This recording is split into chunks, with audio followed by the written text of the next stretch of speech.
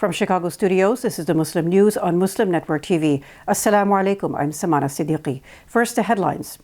3 mass shootings this weekend leave 13 people dead. Latino and black candidates targeted by racists in North Carolina. UN rights chief shocked at Israeli use of force at the funeral of Palestinian-American journalist. Egypt witnesses blood moon lunar eclipse. 1,000 candles lit up in Bangkok to mark Buddha's birthday. Zarqa tells the story of a Muslim divorcee. Our top story tonight. There were 3 deadly mass shootings in the U.S. this weekend. The deadliest was the killing of 10 people by a white nationalist gunman in Buffalo, New York.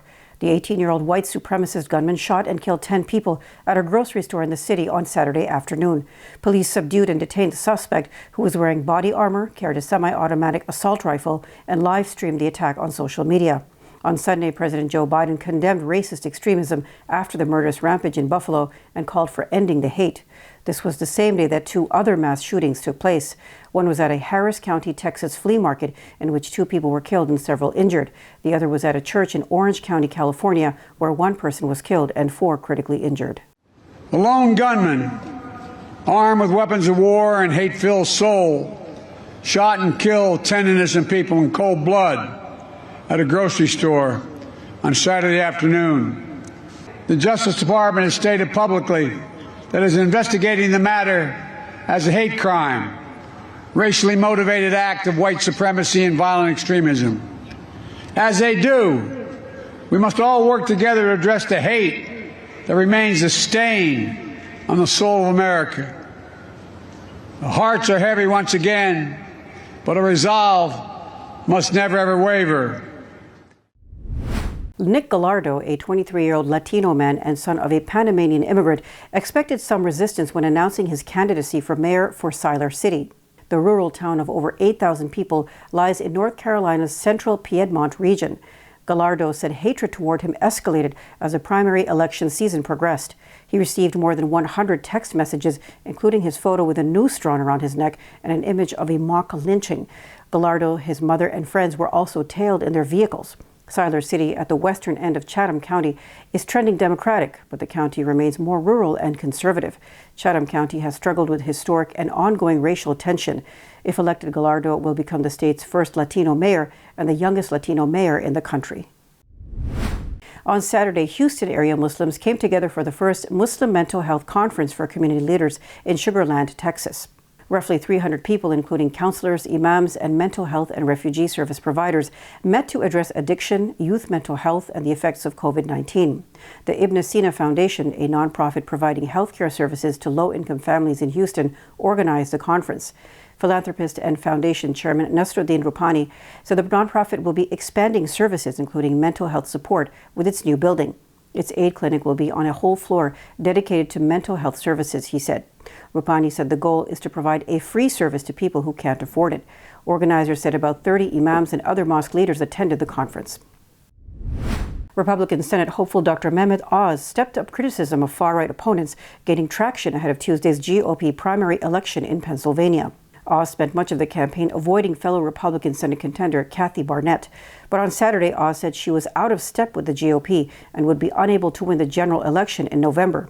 Oz took issue with a 2015 tweet in which Barnette wrote, "Pedophilia is a cornerstone of Islam."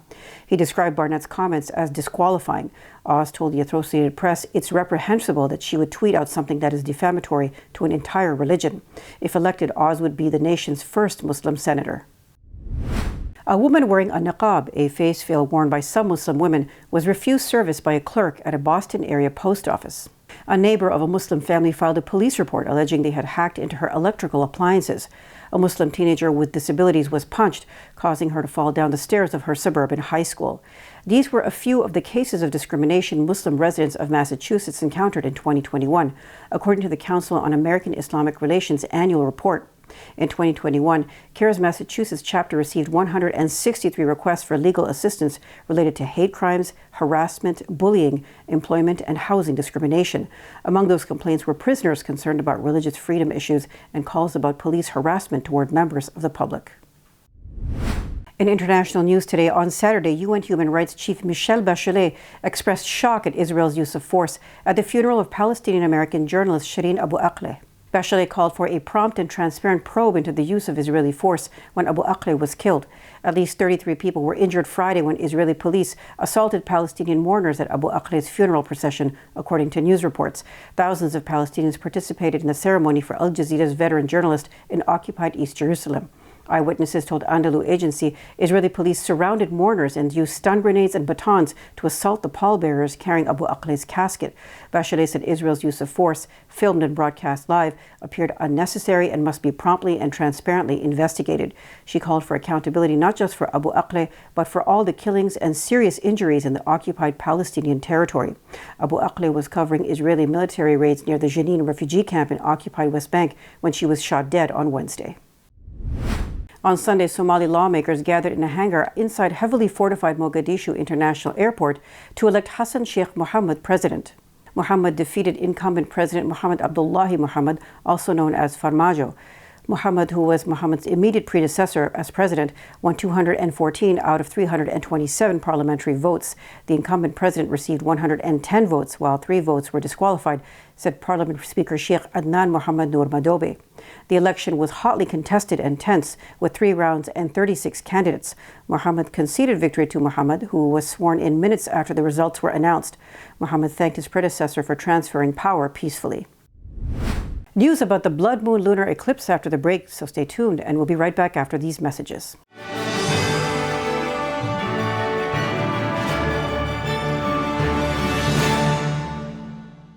If I could be you, and you could be me for just 1 hour. If we could find a way to get inside each other's minds. Walk a mile in my shoes. Walk a mile in my shoes. Well, before you abuse, criticize, and accuse. Walk a mile in my shoes. There are 16 million children struggling with hunger in America. That's 1 in 5 daughters, sons, neighbors, and classmates who don't know where their next meal is coming from. Yet billions of pounds of good food go to waste every year. It's time we do something about it. Feeding America is a nationwide network of food banks that helps provide meals to millions of kids and families in need. Visit feedingamerica.org to help them feed even more. Together, we can solve hunger. Together, we're feeding America. Billboards are popping up all over the country with an... Our neighbors don't realize that Muslims are absolutely opposed to ISIS. Salam. My name is Abdul Malik Mujahid. I'm an imam in Chicago. 16 shots! No me! No justice! No me! So how do we bring up the energy which can really have an impact on the world? You need to build bridges of understanding among people, and we need to have America moving forward. That lesson learned brought the strength of humanity to America, which is the diversity. Mujahid Talks, only on Muslim Network TV. Faithfully connected.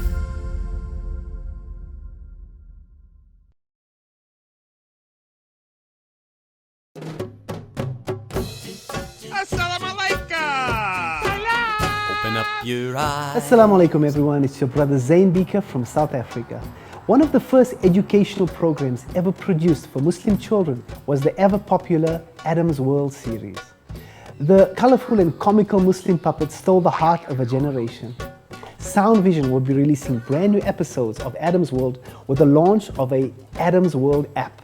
Subscribers will enjoy new Adam's World episodes as they are released, as well as all the classic episodes of Adam's World. So visit adamsworldapp.com now to learn more, subscribe, and enjoy new adventures of Adam and his friends. And let's keep helping tomorrow's Muslims today. Assalamu alaikum. It's Adam's World. Believe me, there's a lot to see. Bismillah. Let's explore. To stop this genocide, we need your help.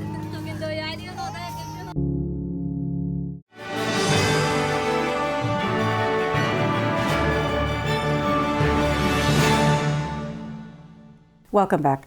The super-flower blood moon lunar eclipse was visible from Egypt's capital Cairo in the early morning hours on Monday. During the eclipse, the moon is gradually covered by the Earth's shadow and then appears to turn red, giving it the name blood moon.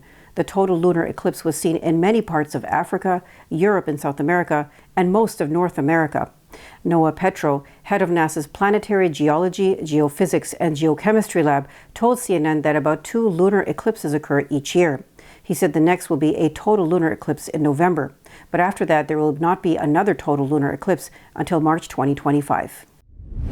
On Saturday, the leader of the Danish far-right Stram Kurs party burned another copy of the Quran under police protection in the Swedish capital, Stockholm.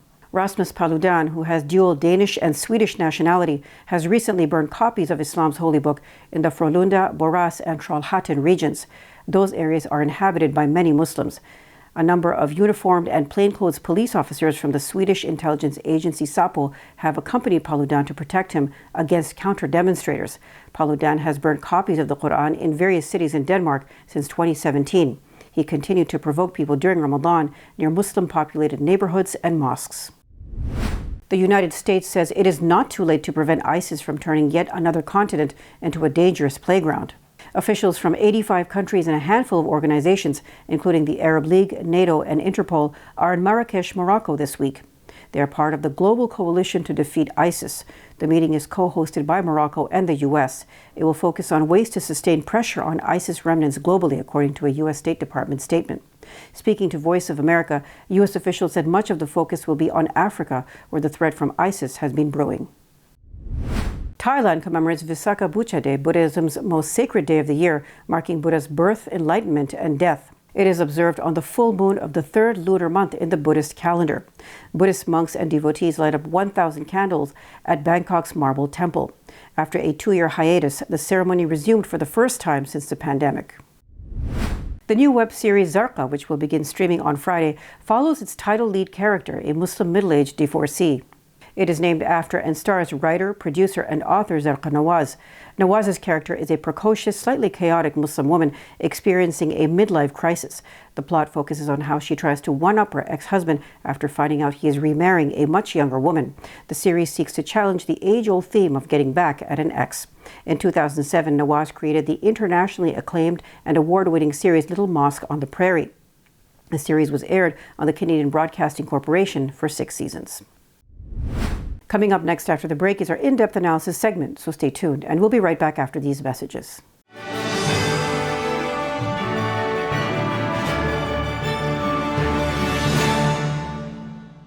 Assalamu alaikum. This is Imam Malik Mujahid in Chicago. Just like you, I was moved by that Allahu Akbar lady.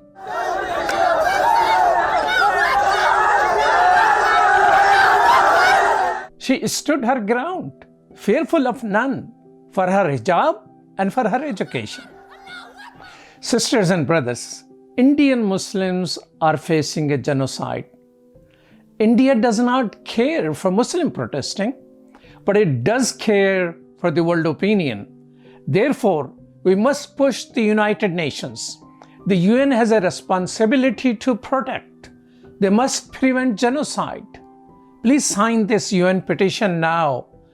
Get others to sign. It will help. Trust me, it will help. We need 1 million signatures, brothers and sisters. Please sign now.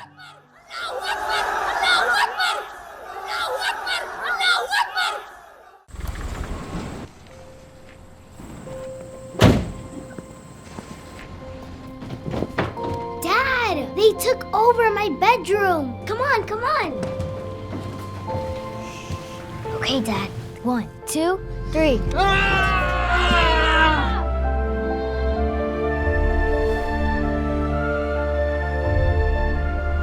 Dad!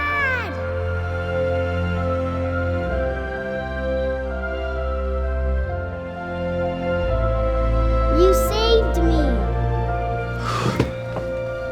Dad? Are you okay? I'm fine, dear.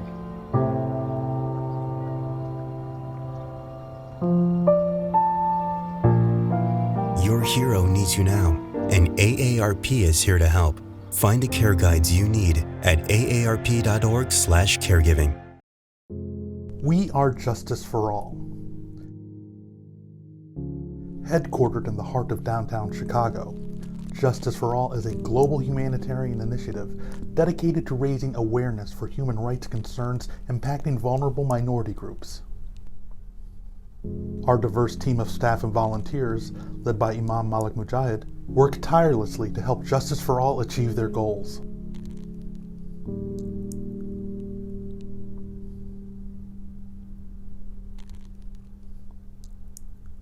We promote policies that protect religious freedom, address the root causes of mass displacement, and recognize the plight of refugees and forced migrants.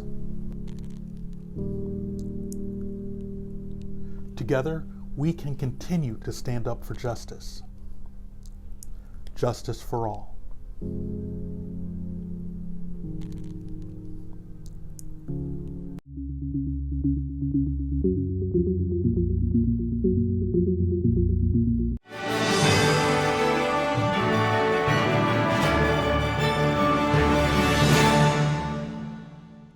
Welcome back. To discuss the issue of mass shootings, gun violence, and domestic terrorism in the U.S., let's go to Edward Ahmed Mitchell. Over to you, Edward. Thank you, Samana. And now we move to discuss a distressing but important topic, the topic of domestic extremism in the United States, in particular, the threat of white supremacism. I don't need to tell you what happened over the weekend in Buffalo, New York. An avowed white supremacist, an Islamophobe, an anti-Semite carrying an assault rifle walked into a grocery store in a African-American part of Buffalo and opened fire. He killed 10 people, including men and women who were simply out shopping, as well as a security guard who tried to stop him. Before he committed this violence, he published a manifesto that explained exactly why he did what he did. He was a believer in the Great Replacement theory that Jewish politicians are plotting to replace white Americans with Muslims and African Americans and Latinos, and that violence is the way to stop this conspiracy. We've seen similar hatred expressed by the Christchurch shooter and others around the world. This keeps happening. And so to understand why it's happening and what, if anything, we can do about it as a society, we'd like to bring on today our special guest. Our guest today is Mr. Daryl Johnson. Mr. Johnson is one of our nation's foremost experts on domestic extremist groups. He began his career as a civilian in the U.S. Army, and he's held a number of government positions, most recently as a senior analyst at the Department of Homeland Security. He is the founder and director of DT Analytics. That's a private consulting firm for law enforcement agencies. He is also the author of Hateland, a long, hard look at America's extremist heart. He also authored Right-Wing Resurgence, How a Domestic Terrorism Threat is Being Ignored. He's also a freelance writer for various civil rights organizations, and he has testified before the Senate Judiciary Committee on the threat of extremism and hate crimes. Very happy to have Mr. Johnson here today. Thank you for joining us, sir. How are you doing? Thank you. I'm doing well, despite the circumstances. Indeed, indeed. So, Mr. Johnson, let me start by asking you to tell us a bit more about yourself and how you became interested in this subject and this threat that is haunting our nation. Yeah, so you pretty much gave a background on my federal career looking at domestic terrorism. I actually worked for the U.S. Army as a counterterrorism analyst back in the mid-'90s, right after the Oklahoma City bombing.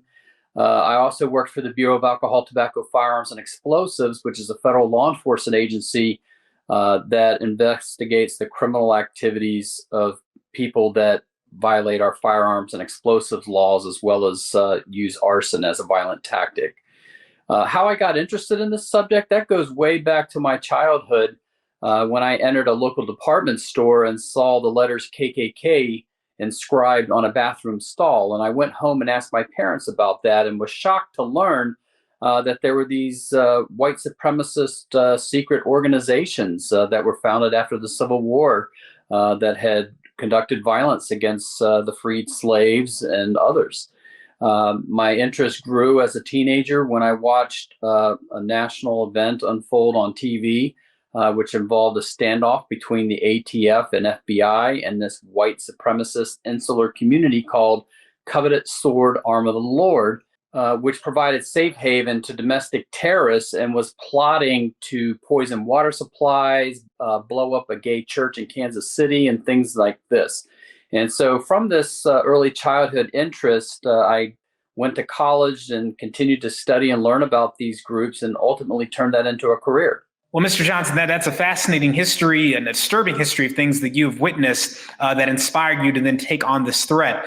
So, look, you and I, we've seen, mass shootings occur in recent years. You've seen it going all the way back to the 90s at least. Let me just start by asking, when you heard the news out of Buffalo, what's your reaction now when this happens? For some people, it's still anger. For some people, it's shock. Some people, it's an utter lack of surprise. It's almost a feeling of resignation. What's your reaction when these mass shootings happen? What do you do in response? Each time one of these ideologically motivated violent acts occurs, I get this feeling in my gut that I wish the government would do more to try to prevent these types of attacks. I wrote a prescient intelligence report back in 2009 warning our policymakers, our police chiefs and sheriffs around the country that we were going to see a shift in the threat environment from primarily Al-Qaeda inspired individuals to more homegrown white nationalist anti-government type groups. And unfortunately, my prescient warning got lost in the political firestorm that ensued, which created a chilling effect in the law enforcement and intelligence communities that kind of deterred people from looking at this threat. And so fast forward to 2022, we've had year after year of these attacks, and the body counts keep getting bigger and bigger. And it was only until last year that our administration finally issued a national strategy to combat domestic terrorism. But we're way behind the game right now. And so even though I'm optimistic that we have this national strategy, there's so much more that needs to be done.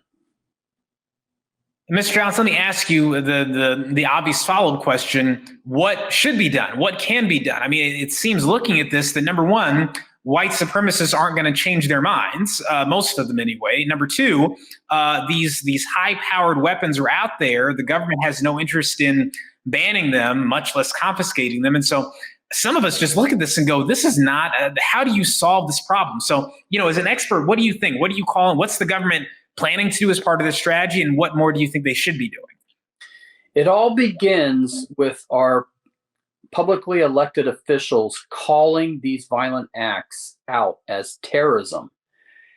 They try to minimize it by saying it's a crazed gunman or it's a hate crime. And even though hate crimes are hideous and horrific, it's truly minimizing what happened in Buffalo. This wasn't just a bar fight between two individuals based on race. This wasn't, a neighbor pitted against another neighbor. This was an individual who traveled 200 miles based on a violent belief system to attack African Americans in their community. And it was an attack against not only African Americans in Buffalo, it was an attack against African Americans across the country. So it all starts with acknowledging what this is. This attack was meant to cause fear in the community. It was meant to try to draw attention to this cause and inspire other white supremacists to follow suit. And so that's where it all starts. And then we can get into a national dialogue and increase people's understanding about this phenomena and develop programs at the grassroots level that target these vulnerable individuals and try to persuade them not to get caught up in these white supremacist groups or these conspiracy theories. The federal government itself needs to hold a national summit on this issue and invite our global leaders, because this isn't a uniquely American problem anymore. This is a global issue. And an organization that I serve as the honorary board member, We Are Many United Against Hate, has recommended to set up a national dialogue between our legislators and our youth to bring this subject to the national attention and spotlight. And so we can get some insights from our youth on how they're being recruited and radicalized. Well, yeah, that all sounds important, Mr. John. Let me ask you this. If someone were to say, that's all good, dialogue is important, trying to intervene is important, But in the meantime, what would you, as someone who has, worked with the Army, ATF, you've been an expert in this, what would you advise minority communities who feel like, if I walk into a mosque, if I walk into a grocery store, if I walk into a synagogue, I might be attacked? Do you have any advice you'd give them for how to protect themselves while this long-term effort to neutralize white supremacism is going on? With regards to terrorism, I don't want to breed fear and paranoia among, communities that could be targeted, but just be vigilant, particularly when you're around large gatherings of minorities or you're going to your place of worship. We can take physical security measures at your place of worship, like, installing cameras, locking certain doors, only allowing, people in when everyone's there, all kinds of things like that. And also, to prepare for a mass casualty shooting event, to have first aid supplies on hand at your place of worship. These are just, common sense things that we can do to try to safeguard ourselves and just be prepared in case this happens. But I don't want people to think that this is going to happen, to them or get them fearful of this, because everybody will just stay inside and not do anything. Right. As you said, we've got to live our lives, but with vigilance and preparation. And, may God forbid we have to use that preparation, but, you do what you can and prepare for the worst, hope for the best, and then, do all you can. But just carry on with your life. Mr. Johnson, so let me ask you this final question. So as we look at the connections between domestic extremism, what this individual in Buffalo said and believed, and what others around the world said and believed, you see remarkable similarities. For example, I've read the manifesto that Mr. Tarrant out of New Zealand wrote before he conducted the Christchurch shooting. And then I've looked over the manifesto that this individual in Buffalo wrote. And the similarities, this sort of paranoia, this anti-Semitism, this racism, this xenophobia, Islamophobia, and this being inundated with not only hatred from the dark corners of the internet, but mainstream media. Is there anything the media should be doing to try to tamp down on extremism coming from its ranks? Not just the government trying to address, but is there anything mainstream media, even social media companies, should be doing to try to address the proliferation of this sort of bigotry? Yeah, so two things come to mind. Number one, our publicly elected officials, our media personalities, need to realize that words do have consequences. And so by having, this heated rhetoric and this mainstreaming of conspiracy theories like the Great Replacement Theory or QAnon, there are listeners out there that look to them as being, experts in their field, people that are highly educated, and they rationalize to themselves, if these people are endorsing these types of things, it must be true. And it kind of lends credence to their cause and may push someone to eventually conduct an act of violence. The second thing is policing the content. This is not the job of the government. This is the role of private industry. When you set up these platforms, these social media gathering places, we need to be able to police the content. And when you see someone that's making threats to certain communities, and they're posting pictures of themselves acquiring weaponry, showing a fascination with the local congregation, these types of things, these are red flags that should be immediately reported to law enforcement as potential radicalization indicators. So just law enforcement educating our social media companies, private industry on these types of indicators, I think would go a long way to reporting these things and getting investigators involved and seeing if there truly is a threat. Understood. And final question, Mr. Johnson. So one of the things that always is debated in the wake of a mass shooting is the issue of gun control, whether or not anything can be done, should be done to rein in the threat of these high-powered weapons. Now, you've worked, with the military, with ATF, so I'm sure you have a strong respect for the Second Amendment, as most of us do. But what are your thoughts on, is there anything reasonable that any policies the government should be pursuing in terms of trying to limit the ability of people to use these dangerous high-powered weapons? Anything that can be done, should be done, in your opinion? This is a very controversial topic. One thing that came to my mind, I don't know if this is realistic or not, but apparently this individual had made a threat to his high school recently, and he was actually investigated subjected to a psychological exam by the police, and they determined that he wasn't a true threat. And so here was a potential opportunity for therapy, maybe put people that make threats to their schools and other types of things on some sort of probationary waiting period before they could go out and purchase a weapon. So here we had this individual had contact with police, had made a threat to his school, but yet he was able to still go out and somehow acquire these weapons. So that may be something to look at. Of course, gun owners, parents who own guns need to really take responsibility to lock them up, put trigger locks on them, put them in a locked armory at the house so that there's not easy access for their children or their friends that come over to the home. Yeah, absolutely. All right, Mr. Johnson, we want to thank you so much for your time today. Greatly appreciated. I hope that we don't have to have another conversation about an incident like this, God willing. But as you said, prepare, be vigilant, and let's advocate for some real change this time. Thank you for your work on this, and thank you for your time. You're welcome. Thank you. And we'll send it back to you, Samana. Thank you, Edward. That's all from our Chicago studios tonight. Thank you for tuning in. You can find previous episodes and more on our YouTube or Facebook. For more content, keep watching Muslim Network TV or visit muslimnetwork.tv. Salam and good night.